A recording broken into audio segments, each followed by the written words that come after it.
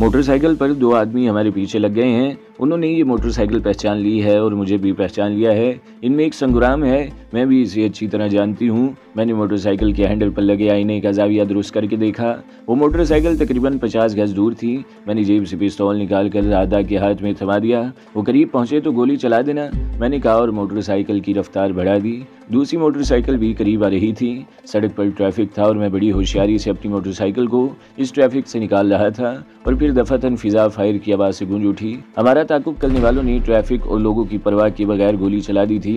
गोली हमारे सिरों के ऊपर से गुजर गई थी। गोली चलाओ राधा, मैं चीखा। राधा ने फौरन ही मेरी हिदायत पर अमल कर डाला और पीछे की तरफ घूमकर पिस्तौल का ट्रिगर दबा दिया। ये हमारी खुशकिस्मती थी कि राधा की चलाई हुई गोली मोटरसाइकिल चलाने वाले के सीने पर लगी थी। वो चीखा और मोटरसाइकिल लहराती हुई एक कार से टकरा गई। दोनों नीचे गिरे। दूसरे आदमी की टांगे कार के नीचे आ गई थी। इसकी चीख मरने वाले की चीख से ज़्यादा खौफनाक थी। मेरे सामने एक ऑटो रिक्शा आ गया। इससे बचने के लिए मैंने मोटरसाइकिल को ब्रेक लगाया तो राधा अपना तवाज़न बरकरार न रख सकी। वो उछलकर सड़क पर गिर गई। इसकी चीख सुनकर मैंने पूरी कुव्वत से ब्रेक लगा दिए। मोटरसाइकिल के टायर चीख उठे और बाइक लहराती हुई तकरीबन 10 गज आगे जाकर उलट गई। मैंने बड़ी मुश्किल से अपने आप को संभाला था। गोलियां चलने से अफरा तफरी मच गई थी। लोग इधर उधर भागने लगे। मैं मोटरसाइकिल सड़क पर गिरी छोड़कर राधा की तरफ दौड़ा और इसे हाथ से पकड़कर उठाने लगा। गिरने से राधा के बाजू और कोहले पर अच्छी खासी चोट लगी थी। इसके एक हाथ में पिस्तौल अब भी मौजूद था। मैं इसे दूसरे हाथ से पकड़कर खींचने लगा। वो उठकर लंगड़ाती हुई मेरे साथ चल रही थी। मैं इसे तकरीबन घसीटता हुआ ले जा रहा था। लोगों ने फायरिंग की आवाज़ सुनी थी। एक मोटरसाइकिल को कार से टकराते और दूसरी से एक औरत को गिरते हुए देखा था, लेकिन असल बात शायद किसी की समझ में नहीं आई थी। अगर हमें वैसे कोई हादसा पेश आया होता तो अब तक सैकड़ों लोग हमदर्द बनकर हमें घेरे में ले चुके होते, लेकिन फायरिंग ने खौफ और हिरास फैला दिया था और लोग इधर उधर भाग रहे थे। बैठो जल्दी करो, मैं राधा की तरफ देखकर चीखा। राधा साड़ी संभालती हुई मेरे पीछे मर्दों की तरह बैठ गई। इसने मेरे साथ चिपक कर बायां बाजू मेरे सीने पर लपेट दिया था। पिस्तौल वाला हाथ इसने मेरे कांधे पर रख लिया था। राधा वाकई हौसलामंद औरत थी।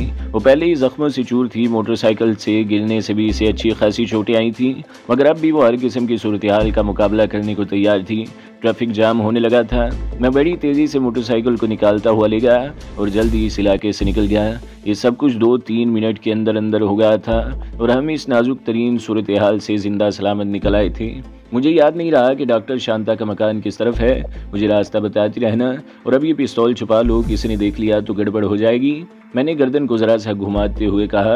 राधा ने कदरे पीछे हटकर पिस्तौल को साड़ी की नाली में अड़स लिया और फिर मेरे साथ चिपक गई। इस मर्तबा इसने दोनों बाहें मेरे सीने पर लपेट ली थी। इस तरह झुके हुए वो अपना चेहरा मेरे करीब लाकर मुझे रास्ता बताती रही। शाम हो चुकी थी। शहर की बत्तियां जगमगाती रही थी। डॉक्टर शांता की क्लिनिक तक पहुंचने में मजीद 15-20 मिनट से ज़्यादा नहीं लगे थे। क्लिनिक बंद था। मैंने मोटरसाइकिल पिछली गली में मोड़ ली। गेट खुला हुआ था। अंदर सामने शांता की कार खड़ी थी जिसका इंजन स्टार्ट था। शांता स्टीयरिंग के सामने बैठी हुई थी। मैं मोटरसाइकिल को गेट के अंदर लेता चला गया और इसे बाएं तरफ दीवार के करीब रोककर इंजन बंद कर दिया। शांता मोटरसाइकिल को इस तरह अंदर आते देखकर घबरा सी गई और कार का दरवाज़ा खोलकर नीचे उतराई। इसने कार का इंजन बंद कर दिया था। कौन हो तुम लोग और इस तरह अंदर घुसे आने का क्या मतलब है? वो हमारी तरफ बढ़ते हुए गुस्से से बोली। लॉन में अंधेरा था और वो हमारी शक्लें नहीं देख सकी थी। अगर वो मेरी सूरत देख भी लेती तो मुझे नहीं पहचान सकती थी। अलबत्ता राधा को वो ज़रूर पहचान लेती। डॉक्टर शांता, मैं हूँ राधा। राधा ने सरगोशी की। गेट बंद कर दो फिर बात करेंगे। शांता ठटक कर रुक गई और फिर दूसरी लम्हे वो गेट की तरफ बढ़ गई। इसने गेट बंद करके अंदर से लॉक कर दिया और तेज़ तेज़ कदम उठाती हुई हमारी तरफ आ गई। राधा तुम, ये कौन है? इसने सरगोशी में बात करते हुए मेरी तरफ देखा। ये नाजी है। राधा ने भी सरगोशी में जवाब दिया। तुम कहीं जा रही थी क्या? नहीं, मैं बाहर से आई हूँ, गाड़ी बंद कर रही थी। आओ तुम लोग अंदर आओ, डॉक्टर शांता ने कहा। पूरा घर अंधेरे में डूबा हुआ था। शांता ने कार में से अपना हैंडबैग उठाया, चाबियों का गुच्छा निकाला और दरवाजे का ताला खोलने लगी। हमारे अंदर दाखिल होने के बाद इसने दरवाज़ा बंद कर दिया, लेकिन बत्ती नहीं जलाई। मेरा हाथ पकड़ो और एहतियात से मेरे पीछे चलती रहो। शांता ने एक बार फिर सरगोशी की। राधा ने इसका हाथ पकड़ लिया। मैंने राधा का हाथ पकड़ा हुआ था। हम अंधेरे में चलते हुए अगले कमरे में दाखिल हो गए। शांता ने इस कमरे का दरवाज़ा बंद करने के बाद ही बत्ती जलाई थी। रोशनी होते ही इसका चेहरा देखकर चौंका। इसका रंग फक हो रहा था। खौफ से आंखों में दहशत सी उभर आई थी। वह हमें इस कमरे में ले आई जहाँ मैं पहले भी चंद रोज़ गुजार चुका था। तुम लोग यहाँ कैसे आए? किसी ने देखा तो नहीं? शांता के लहजे में हल्की सी कपकपाहट थी। डरो नहीं, हमें किसी ने इस तरफ आते हुए नहीं देखा, मैंने इसे तसल्ली देते हुए कहा। लेकिन पहले तुम अपनी दोस्त को देख लो, इसकी हालत अच्छी नहीं है। क्या हुआ राधा? वो राधा की तरफ मुड़ी जो इस वक्त बेड के किनारे पर बैठ चुकी थी। राधा ने जवाब देने के बजाय साड़ी का पल्लू यूं तरह हटा दिया और ब्लाउज के सामने की तरफ से खोल दिए। ब्लाउज की तराश कुछ ऐसी थी कि तमाम बटन खुलते ही ब्लाउज सामने से ओपन शर्ट की तरह खुल जाता था। इसने ब्लाउज उतार कर एक तरफ फेंक दिया। डॉक्टर शांता इसके सीने, बाहों और पेट पर जख्म देखकर उछल पड़ी। ये क्या हुआ? वो हकला कर रह गई। ये इन लोगों की दरिंदगी के निशान है जो अपने आप को भगवान का अवतार कहते हैं, राधा ने रंधी हुई आवाज में कहा और टांगों पर से साड़ी उठा दी। ये देखो, अब इसके इन पुजारियों ने मुझे क्या बना दिया है। मुझे खूनखार भेड़ियों की तरह दांतों से इस तरह नोचा गया कि मैं हर बार मरती रही मगर मुझे मौत नहीं आई। मैं इस कमरे से बाहर निकल गया। राधा ने जिस अंदाज से बात शुरू की थी इससे मैं मुतमईन हो गया था। हमारे आ जाने से डॉक्टर शांता के दिल में अगर कोई नागवार तासुर कायम हुआ भी होगा तो राधा के जख्मों से वो तासुर ज़ाइल हो जाएगा। तकरीबन 10 मिनट बाद डॉक्टर शांता इस कमरे से बाहर निकली और मरकजी कमरे से होती हुई दरवाजे में दाखिल हो गई जो क्लिनिक की तरफ जाता था। तकरीबन 5 मिनट बाद वो वापस आ गई। इसके हाथ में मरहम की 2 ट्यूबें, स्प्रिट की बोतल और कॉटन का रोल था। वो मेरी तरफ देखे बगैर राधा वाले कमरे में घुस गई। मैं मरकजी कमरे में एक सोफे पर बैठा रहा। तकरीबन 1 घंटे बाद डॉक्टर शांता ने दरवाजे पर आकर इशारा किया तो मैं भी उठकर कमरे में आ गया। राधा बेड पर चादर ओढ़े पड़ी थी। इसका ब्लाउज, साड़ी और अंडरगारमेंट्स एक तरफ कुर्सी पर पड़े हुए थे। मैं अंदर आया तो डॉक्टर शांता ने वो कपड़े समेट कर एक तरफ रख दिए। अच्छा किया जो तुमने जख्मों को डिटोल से साफ कर दिया था। शांता मेरी तरफ देखते हुए बोली, मैंने मरहम लगा दिया है, ठीक हो जाएगी, लेकिन 2-3 रोज तकलीफ तो रहेगी। डिटोल का मशवरा भी इसने दिया था, मैंने कहा। इसके अलावा ये रास्ते में मोटरसाइकिल से गिरी भी थी, इससे भी चोट लगी थी इसे।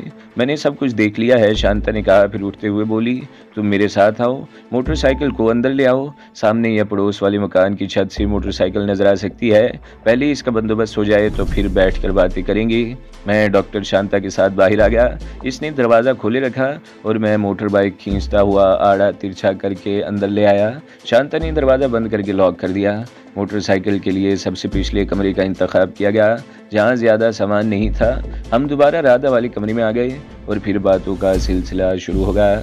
शांता मुझसे कुरेद कुरेद कर सवाल कर रही थी और मैं बड़ी मोहतात अंदाज में जवाब दे रहा था। मैं जियो और जीने दो के असूल की कायल हूँ, शांता ने कहा। मैं कोई सियासतदान नहीं हूँ, लेकिन बहुत से लोगों की तरह मुझे भी सरकार की बाज़ पॉलिसियों से इख्तलाफ है। एतदाल पसंद लोग कभी नेताओं की हिमायत नहीं करेंगे जो जंगी जुनून में मुब्तला हैं। वो अमन और सुकून से रहना चाहते हैं। इन्हें 2 वक्त की रोटी चाहिए, मगर इस देश में जिस तरह आवाम को बेवकूफ़ बनाया जाता है इसकी मिसाल दुनिया के किसी मुल्क में नहीं मिलती। हमारी हर सरकार ने पड़ोसियों के खिलाफ हमेशा जारहाना पॉलिसी अपनाई है। पड़ोसी ममालिक दोस्ती का हाथ बढ़ाते भी हैं तो इसे झटक दिया जाता है।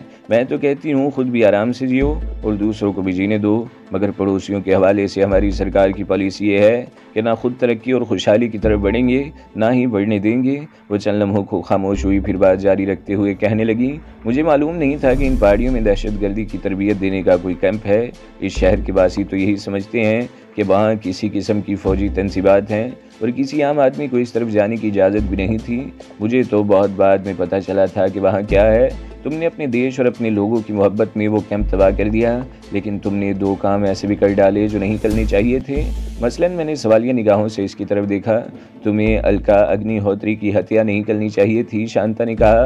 वो तुम्हारी मोहसना थी, इसने तुम्हें पनाह दी थी और कई बार तुम्हारी जान बचाई थी। फसाद की असल जड़ तो वही कुतिया थी। मुझसे पहले राधा बोल पड़ी।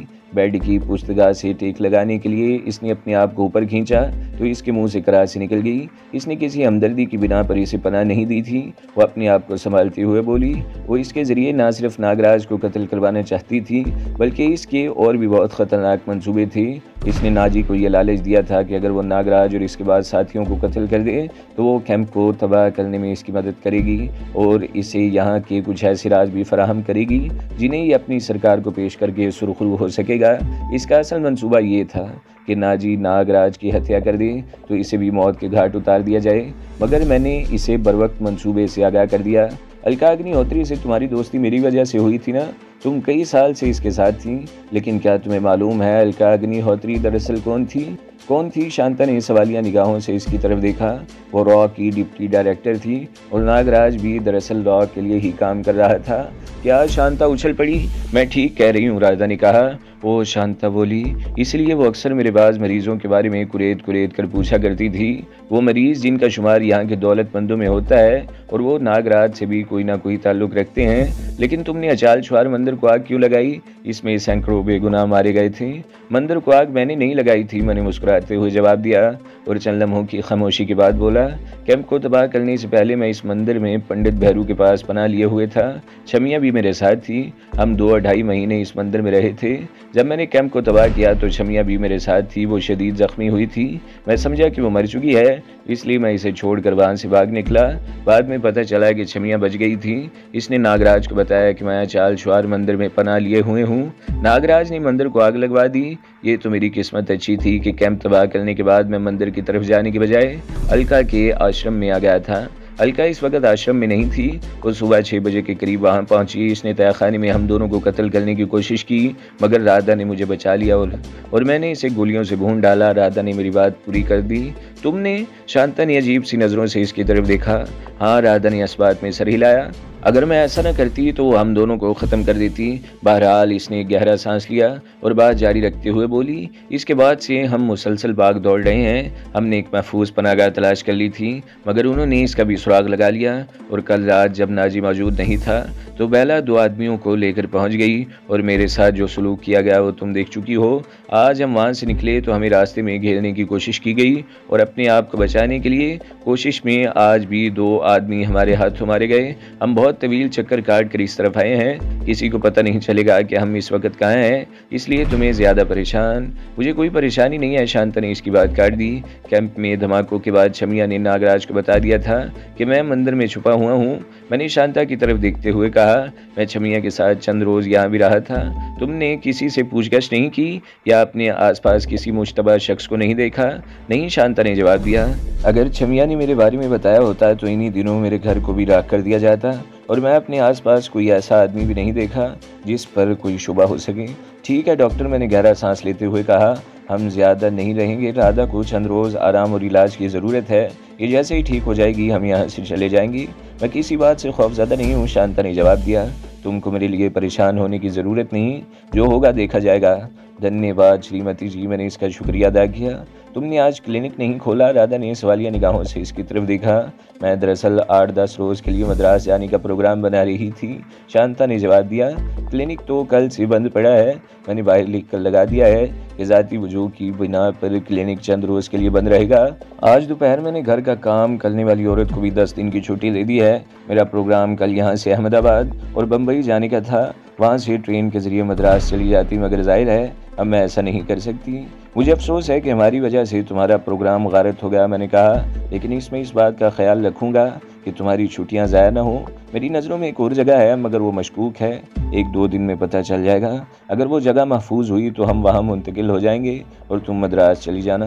कौन सी जगह? शांता ने सवालिया निगाहों से मेरी तरफ देखा।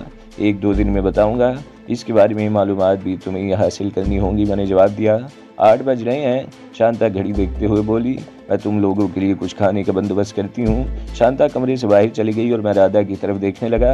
रात का खाना खाने के बाद हम तीनों देर तक बैठे बातें करते रहे। डॉक्टर शांता को जमाइयाँ आने लगीं। वो उठकर मेरी तरफ देखते हुए बोली, मैं सोने जा रही हूँ, तुम अगर चाहो तो साथ वाले कमरे में चले जाओ, वहाँ भी बिस्तर लगा हुआ है। मैं इसका मतलब समझ गया। वो चाहती थी कि मैं रात राधा के कमरे में न रहूं। पिछली मरतबा जब छमिया मेरे साथ आई थी तो इस वक्त भी इसने ऐसा ही किया था। वो छमिया को अपने कमरे में सुलाती रही थी और अब राधा को मुझसे अलग रखना चाहती थी। वो बहुत शरीफुन नफ्स औरत थी और हमें भी शराफत के दायरे में रखना चाहती थी। इसे क्या मालूम यहाँ आने से पहले हम क्या क्या गुल खिलाते रहे हैं। रात का 1:30 बज रहा था। राधा को भी नींद आ रही थी। मैं उठकर इसके कमरे से बाहर आ गया। शांता ने मुझे जिस कमरे में सोने के लिए कहा था वो इससे आगे था और इसकी राहदरी की दूसरी तरफ शांता का कमरा था। मैंने राहदरी में झांक कर देखा, शांता वाले कमरे का दरवाज़ा थोड़ा सा खुला हुआ था और अंदर रोशनी हो रही थी। मैंने आगे बढ़कर दरवाजे से झांक कर देखा, शांता अपने बेड की पुश्ते से टेक लगाए बैठी कोई किताब पढ़ रही थी। इसने शायद मुझे देख लिया था। आओ अंदर आ जाओ नाजी, शांता की आवाज़ सुनकर मैं अंदर दाखिल हो गया। और गैर इरादी तौर पर दरवाज़ा भी पूरी तरह भीड़ दिया। मैं बेड के सामने कुर्सी पर बैठने लगा तो अपनी टांगें समेटते हुए बोली, यहाँ आ जाओ, आराम से बैठो। इसने मुझे बेड पर बैठने का इशारा किया। वहाँ तुम लोगों के पास बैठी थी तो बड़ी ज़ोर की नींद आ रही थी, लेकिन यहाँ तक आते आते नींद उड़ गई। सोचा कुछ पढ़ ही लूँ। इसने किताब तकिए के करीब रख दी। वो मेडिकल साइंस के मौजू पर कोई किताब थी। शांता डॉक्टर थी और जाहिर है इसे इस किस्म की किताबों से दिलचस्पी थी। इस वक्त मेरे पैरों में चप्पल थी और मैं चप्पल उतार कर बेड पर आलती पालती मार कर बैठ गया और शांता की तरफ देखने लगा। शांता सांवली रंगत की मालिक दुबली पतली सी औरत थी। इसके चेहरे में भी ज़्यादा कशिश नहीं थी, लेकिन इस वक्त न जाने क्यों वो मुझे अच्छी लग रही थी। वो शब ख्वाबी के लिबास में थी और कुछ झलकियाँ मेरे लिए इसमें दिलचस्पी पैदा कर रही थी। शांता मेरी नज़रों को ताड़ रही थी। बातें करते हुए वो बार बार पहलू बदल रही थी। एक मौके पर बात करते हुए मैंने इसका हाथ पकड़ा तो मेरी तरफ झुकती चली गई। मैंने शांता का हाथ बुरी नीयत से नहीं पकड़ा था, लेकिन इसे इस तरफ झुकते देखकर मेरे दिल में भी कुछ कुछ होने लगा। मैंने इसे अपनी तरफ खींच लिया और फिर शांता की शराफत का भरम खुलता चला गया। 3-4 दिन में राधा के ज़ख्म ठीक हो गए। अलबत्ता 1-2 ज़ख्म ऐसे थे जो ज़रा गहरे थे। इन्हें ठीक होने में ज़ाहिर है कुछ वक्त लगता। मोटरसाइकिल से गिरने से जो चोट लगी थी वो भी बड़ी हद तक ठीक हो गई थी। डॉक्टर शांता ने अगरचे मद्रास का प्रोग्राम जहन से निकाल दिया था, लेकिन मैं चाहता था कि इसका प्रोग्राम ख़राब ना हो और वो चंद रोज़ के लिए चली जाए। मेरे जहन में एक और बात भी थी। इसने कह रखा था और क्लिनिक के दरवाजे पर भी लिख कर लगा दिया था कि वो शहर से बाहर जा रही है, इसलिए 10 रोज़ तक क्लिनिक बंद रहेगा। लेकिन इसके यहाँ रहते हुए क्लिनिक बंद रहने से इस पर किसी किस्म का शुबा हो सकता था। इन 4 दिनों के दौरान मैंने शांता ही के ज़रिए रत्ना के बारे में मालूमात हासिल कर ली थी। मेरा ये ख्याल गलत साबित हुआ था कि इस रात बेला ने मेरी निगरानी करवा कर रत्ना और शक्तिलाल के ठिकाने भी मालूम कर लिए होंगे। बेला के आदमियों ने सिर्फ राधा के कॉटेज तक तवज्जो मरकूज रखी थी। शायद उन्होंने सोचा हो कि मैं कहीं बाहर जाऊंगा तो वापस वहीं आऊँगा। इस रात 9 बजे के करीब हम शांता के बंगले से निकले। मैं और राधा कार की पिछली सीट पर बैठे हुए थे। शांता ने स्टीयरिंग संभाल लिया। मोटरसाइकिल शांता के बंगले में ही छोड़ दी गई। मेरा ख्याल था कि चंद रोज़ बाद जब यहाँ के हालात बिल्कुल पुरसुकून हो जाएंगे तो मैं वो मोटरसाइकिल ले जाकर कहीं छोड़ दूंगा। शांता ने हमें रत्ना के मकान वाली गली के मोड़ पर उतार दिया और गाड़ी को आगे निकाल लिया। मैं और राधा गली में चलते गए। गली में इक्का दुक्का लोगों की आमदरफ्त थी, मगर किसी ने हमारी तरफ तवज्जो नहीं दी। रत्ना वाले मकान के करीब पहुंचकर मैंने जेब से वो 2 चाबियां निकाल लीं जो इस वक्त रत्ना ने मुझे दी थी। एक चाबी से बाहर वाला दरवाज़ा खोला और अंदर दाखिल होते ही दरवाज़ा भी बंद कर दिया और फिर आगे बढ़कर दूसरी चाबी से मैंने बरामदे वाला दरवाज़ा खोल दिया। राधा को अभी तक मैंने रत्ना के बारे में नहीं बताया था। शांता के ज़रिए रत्ना के बारे में मालूमात हासिल कराई थी तो राधा को इसकी हवा नहीं लगने दी थी और अब राधा इस कॉटेज में आकर कुछ हैरान हो रही थी। रत्ना वाले कमरे पर बेड पर कपड़े बिखरे हुए थे। एक कुर्सी की पुश्त पर औरतों के इस्तेमाल के अंडरगारमेंट्स रखे हुए थे। ड्रेसिंग टेबल पर मेकअप की चीज़ें रखी हुई थी जिन्हें देखकर अंदाज़ा लगाया जा सकता था कि यहाँ किसी औरत की रिहाइश है। ये सब कुछ देखने के बाद राधा उलझी हुई नज़रों से मेरी तरफ देखने लगी। बाज़ औरतों में सलीके नाम की कोई चीज़ नहीं होती। मैंने मुस्कुराने की कोशिश करते हुए कहा, घर से बाहर तो बहुत टिप टॉप में रहती हैं, नाक पर मक्खी नहीं बैठने देती, लेकिन घर की हालत ऐसी होती है जो चीज़ जहाँ चाहे फेंक दे, कोई चीज़ संभाल कर नहीं रखी जाती। मैंने बेड पर बिखरे हुए रत्ना के कपड़े समेट कर एक कुर्सी पर डाल दिए जिसकी पुश्त पर अंडरगारमेंट्स पड़े हुए थे और मेरा ख्याल है कि वो रात तुमने यहाँ गुजारी थी। राधा ने चुभती हुई नज़रों से मेरी तरफ देखा। मजबूरी थी, मैं डिटाई से मुस्कुराया। तुम ये थैला यहाँ ड्रेसिंग टेबल पर रख दो और चाय बनाना चाहो तो मैं तुम्हें किचन दिखा दूँ। मेरा ख्याल है वहाँ ज़रूरत की हर चीज़ मौजूद होगी। मालूम होता है तुम इस कॉटेज की हर चीज़ देख चुके हो। राधा ने मुझे घूरा। मैं सिर्फ एक रात यहाँ रहा था, मैंने इसका मतलब समझते हुए जवाब दिया, और एक रात में जो कुछ नज़र आया देख लिया। राधा चल में घूरती हुई नज़रों से मेरी तरफ देखती रही। फिर इसने हाथ में पकड़ा हुआ थैला ड्रेसिंग टेबल पर रख दिया। इसमें ज़ख्मों पर लगाने के लिए मरहम और कुछ दवाएं थी। ये किसका कॉटेज है? वो मेरी तरफ घूम गई। कौन रहती है यहाँ? तुम इसे चेहरे से जानती हो, आमना सामना भी हो चुका है, लेकिन नाम से वाकिफ़ नहीं, इसलिए नाम बताने की ज़रूरत नहीं। वैसे वो ज़्यादा से ज़्यादा 1 घंटे में यहाँ आ जाएगी। राधा मेरे साथ कमरे से बाहर आ गई। किचन में जाने से पहले इसने पूरे कॉटेज का जायज़ा लिया। मैं इसकी कैफियत को समझ रहा था। वो यकीनन अंदर ही अंदर खोल रही थी। इसे ये बात बहुत नागवार गुजरी थी कि मैंने वो रात किसी और औरत के साथ गुजारी थी। औरत भी अजीब शय है।